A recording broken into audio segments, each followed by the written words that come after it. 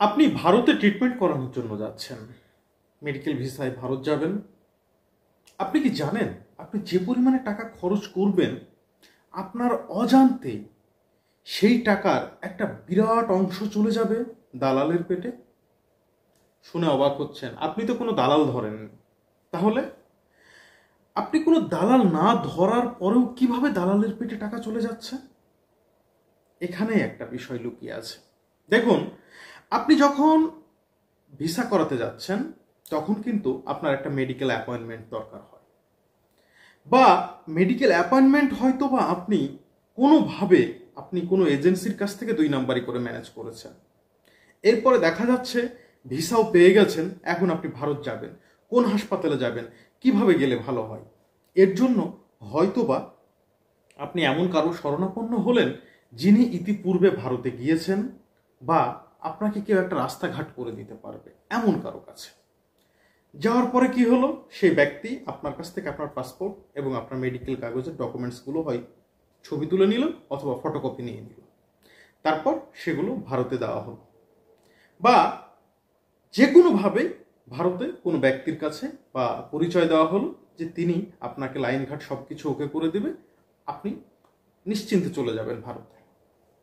এমন কিছু কথা বলে বা আপনার অজান্তেই এইভাবে আপনার ডকুমেন্টসগুলো চলে যাচ্ছে ভারতীয় হাসপাতালের কিছু দালালের কাছে, যাদের সাথে বেসিক্যালি ট্রিটমেন্টের কোনো সম্পর্ক নেই, কিন্তু এরা দালালি করে আপনার টাকার একটা অংশ নিয়ে নিচ্ছে। হয়তো ব্যাপারটা আপনারা এখনো আমার কাছ থেকে ক্লিয়ার হতে পারেননি, আর একটু মনোযোগ দিয়ে শুনবেন। ভারতে একটা ইন্টারন্যাশনাল কমিউনিটি আছে, যেই কমিউনিটির কাজ হচ্ছে ভারতে তাদের দেশের বাইরে থেকে যে কেউ ট্রিটমেন্ট করাতে আসলে সেই কমিউনিটিকে ইনফর্ম করতে হবে। কিভাবে ইনফর্ম করা হবে? আপনি যে হাসপাতালে ট্রিটমেন্ট করতে যান না কেন, সেই হাসপাতাল যখন আপনার কাছ থেকে আপনার পাসপোর্ট সহ আপনার মেডিকেল ডকুমেন্টসগুলো নিবে, তখন তারা সেই ডকুমেন্টসগুলো সেই ইন্টারন্যাশনাল কমিউনিটিকে দিবে। এই যে একটা ডকুমেন্টস তাদের কাছে থাকলো, খুব ভালোভাবে মনে রাখবেন, ইতিপূর্বে সেম এই পাসপোর্ট আপনার মেডিকেল ডকুমেন্টস আপনি যার কাছে দিয়েছিলেন, সেই ব্যক্তি কিন্তু ইন্টারন্যাশনাল যে কমিউনিটি আছে সেখানে এই সমস্ত কাগজপত্রগুলো সাবমিট করে দেয়। এবং এই করার ফলে এই রোগী ভারতের যে হাসপাতালেই যাক না কেন, ভারতের যে প্রান্তেই যাক না কেন, সে যে ট্রিটমেন্ট করবে, এই ট্রিটমেন্ট কস্টের সাথে ওই যে ব্যক্তি তার পাসপোর্ট এবং তার মেডিকেল ডকুমেন্টস সে ভারত যাওয়ার পূর্বেই সে ইন্টারন্যাশনাল কমিউনিটিকে দিয়ে দিয়েছে, এর বাবদ তাকে একটা টাকা কিন্তু দিতেই হবে ওই হাসপাতাল কর্তৃপক্ষকে। সুতরাং আপনার যখন বিল কাটা হবে তখন কিন্তু তার এই দালালের বিলটাও তারা তার মধ্যেই ধরে নেবে। শুনতে খুব অবাক লাগছে, তাই না? বাস্তবতা হলো এটাই সত্যি। কিছুদিন আগে এক ভাই আমার কাছে ফোন করলেন আমার ভিডিও দেখে, যে ভাই আপনি দিল্লিতে ট্রিটমেন্টের জন্য বরাবর সাজেস্ট করেন, তো একটু দেখুন তো, আমার বাচ্চাকে আমি ইন্ডিয়া নিয়ে যাব ট্রিটমেন্ট করাতে, তো দালালে আমার কাছে 14 লক্ষ টাকা চেয়েছে। তো আমি বললাম যে আপনার পেপারসগুলো একটু আমাকে দিন। এরপরে দিল্লিতে ফোর্টিস হসপিটাল বলেন, আর মেডান্টা বলেন, আর ম্যাক্স হেলথ কেয়ার বলেন, এখানকার যারা যে সমস্ত মার্কেটিং ডিপার্টমেন্ট আছে বা অ্যাডমিনের সাথে আমার একটা ভালো সম্পর্ক থাকার কারণে আমি একজনকে দিলাম যে একটু দেখেন তো দাদা কত কমে এটা করা যায়। তো কিছুক্ষণ বাদে তারা রিপ্লাই দিল যে না, এই ট্রিটমেন্টটা কমে করা সম্ভব হবে না, কারণ এখন থেকে প্রায় 21 দিন আগে এই কাগজ একজন দালাল ইন্টারন্যাশনাল কমিউনিটিতে জমা দিয়েছে।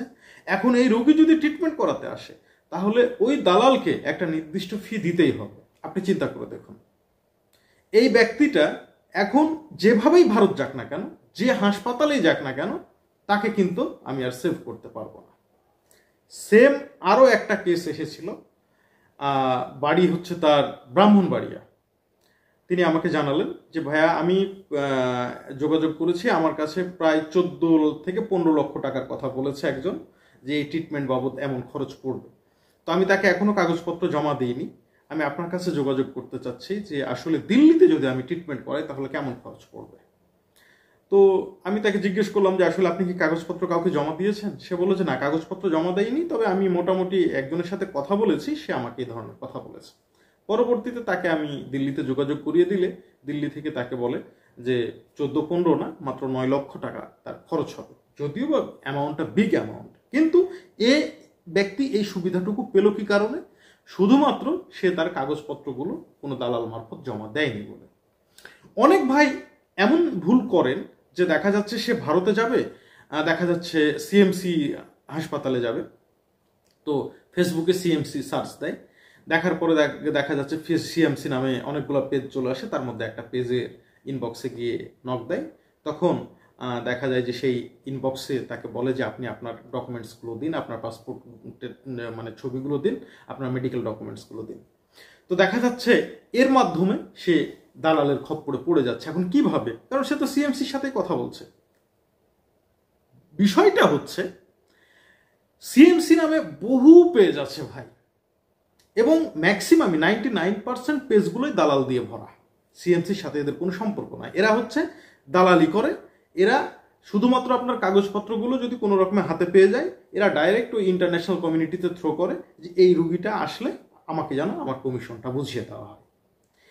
এই ঘটনার শিকার বাংলাদেশের বলতে গেলে 99% লোকই হয়ে থাকে। তো আপনি যদি চান যে এই বিষয়ে আপনি মানে সতর্ক থাকবেন, তাহলে আপনার ট্রিটমেন্ট কস্ট অনেকাংশে কমে যাবে। আমি বরাবর বলি, চেন্নাই না গিয়ে আপনি যদি দিল্লিতে যান, আপনার ট্রিটমেন্ট কস্টও অবশ্যই কমবে, সাথে আপনি সবচাইতে অপটিমাম ট্রিটমেন্টটা পাবেন।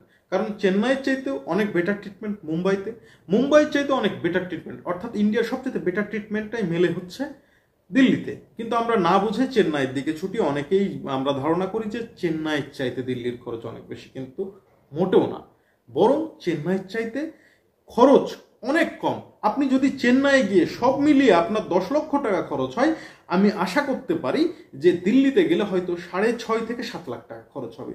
এই যে 3 লাখ টাকা আপনার বাঁচছে, এই 3 লাখ টাকা কিন্তু আপনারই। আর আপনি যদি দালাল মারফত পড়ে যান, তাহলে তো বিপদ আরো বেশি। তাই আমি বলবো যে ভাই, আপনারা যারা আমার সাথে অনেকেই আছেন, প্রায় প্রতিদিনই কোনো না কোনো ভাই যোগাযোগ করেন, আলহামদুলিল্লাহ প্রত্যেককেই আমি অপটিমাম সার্ভিসটুকু দেওয়ার চেষ্টা করেছি। দয়া করে বলবো, যদি আপনারা আপনাদের পাসপোর্ট বা আপনাদের মেডিকেল ডকুমেন্টসগুলো আগেই দিয়ে ফেলেন কাউকে, তাহলে হয়তো করার আর কিছুই থাকে না। আপনার কাছ থেকে যে মানে ফিসটা, আবার আপনার কাছ থেকে যে দালালিটা নেওয়ার, তারা কিন্তু সেটা নেবেই, এবং ভারতের হাসপাতালগুলো এটা দিতে কিন্তু বাধ্য। তাই আপনি অবশ্যই ভারতে ট্রিটমেন্ট করাতে যাওয়ার আগে চিন্তা ভাবনা করে ট্রিটমেন্ট করাবেন। এবং যদি কোনো সাহায্যের দরকার হয়, তাহলে দেখানো এই হোয়াটসঅ্যাপ নাম্বারে আপনারা অবশ্যই যোগাযোগ করবেন। চেষ্টা করা হবে আপনাদেরকে সর্বোত্তম সেবা দান করার। সকলকে ধন্যবাদ।